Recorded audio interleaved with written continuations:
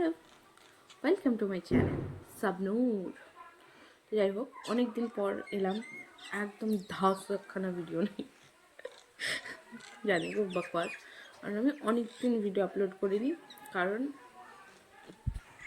Just look at this, মানে এর ভিতরে তো আছে এই ব্যাপারগুলো। এইসব কারণের জন্য আমি না ভিডিও আপলোডের কথা ভাবতে পারি না। আজকে আমার হঠাৎই মনে হলো যে ভিডিওটা আপলোড করার দরকার। কারণ কারণ কী হতে পারে, আমরা অনেকের কাছে শুনলাম নাকি আমি যখন বিএডে ভর্তি হয়, বিএডে কোনো চাপই নেই। বিএডে আবার চাপ, কোনো প্রেশারই নেই, শুয়ে বসে পাস করা যায়, আরও কী করা যায়। যাই হোক, এইসব শোনার পরে আমি ভাবলাম যে ঠিক আছে, রিল্যাক্স। যখন ক্লাস করি তখন আমার কিন্তু চাপ অনুভব হয়েছে। না, that's not for beginners, advance লেভেলের মানুষের জন্য। ফর দ্য ইন্টারাপশন, বাবা ফোন করে। হ্যাঁ, তো আমি কোথায় ছিলাম? যে মনে হলো সবাই বলছে খুব আরাম, ভালো না। আমি চাপ অনুভব করেছি যে না, এটা আমার পক্ষে অসম্ভব। মানে আমি নিজেকে টাইম দিতে পারছি না। যে ভিডিও বানাতে আমার এত ভালো লাগতো, সে ভিডিও বানাতে পারছি না। তো যাই হোক, অনেক জেদ করে আমি সেকেন্ড সেমিস্টার কমপ্লিট করি। এলো এবার থার্ড সেমিস্টারে কী করবো? 7টা এলডি মানে হলো লার্নিং ডিজাইন। এটা আমি কীভাবে স্টুডেন্টদের পড়াবো, এটাকে আমার পুরো স্ট্র্যাটেজি লিখতে হবে। কেন, এইটা অবধিও ঠিক ছিল। তারপর এলো 30টা TLM, টিচিং লার্নিং মেটেরিয়াল।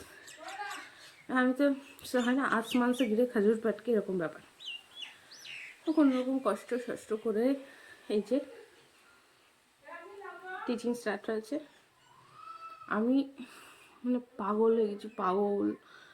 তো যারা ভাবছো বিএড করবে, করো, খেতে কষ্ট করে করো। তো এই গলত ফ্যামিলিতে একদমই থাকবে না যে এটা একদম আরামসে বসে হয়ে যাবে। ওরা কাজের যারা টাকা দিয়ে করবে, বোঝা গেছে।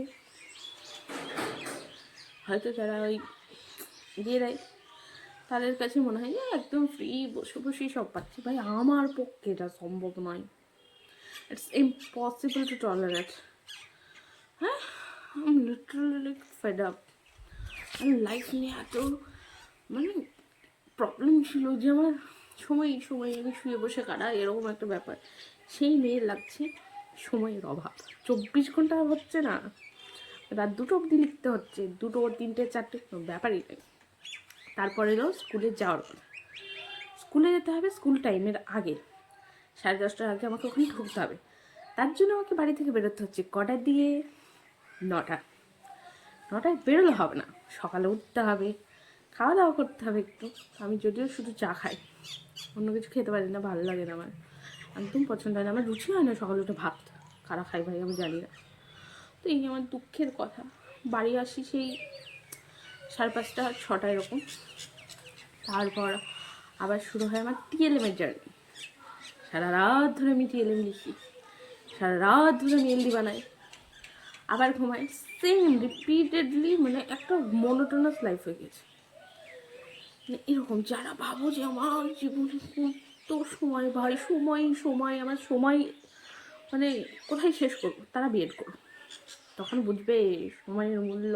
এইটুকু টাইমের জন্য মাথা খারাপ করবে, আর একটু সময় পাই ভাই, আর একটু, তাহলে আমি এটা কমপ্লিট করতে পারি। তো এই হলো আমার বিএডের জার্নি। কিন্তু এইসবগুলোকে উপেক্ষা করে একটা ভালো জিনিস, এই যে টিচিংটা আমার লাইফের বেস্ট এক্সপিরিয়েন্স বলতে পারো। খুব ভালো লাগছে। যতটাই কষ্ট আছে ততটা ভালো লাগাও আছে। এই কষ্ট শুধু আমার নয়, আমার মায়ের, জয়ার, আমার ফ্যামিলি, প্রত্যেকটা মানুষের। আর আমার জন্য তারাও কষ্ট করছে, আমার মেয়ে পড়ছে বা এরকম করছে। আমি বলবো পড়াশোনা চালিয়ে যাও, খুব ইন্টারেস্টিং একটা অ্যাডভেঞ্চারাস ব্যাপার। তো তোমারও ভালো লাগবে, আমাদেরও ভালো লাগে। এই যে আমার চোখের অবস্থা, অ্যালার্জি হয়ে একাকার, কারণ আমি টাইমে ঘুমাতে পারছি না।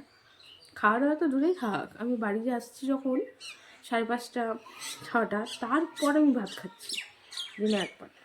কিন্তু আবার থোবড়া দেখে মনে হবে না, মনে হবে কতই না কি খাই। তো এটা আমার জেনেটিক্স।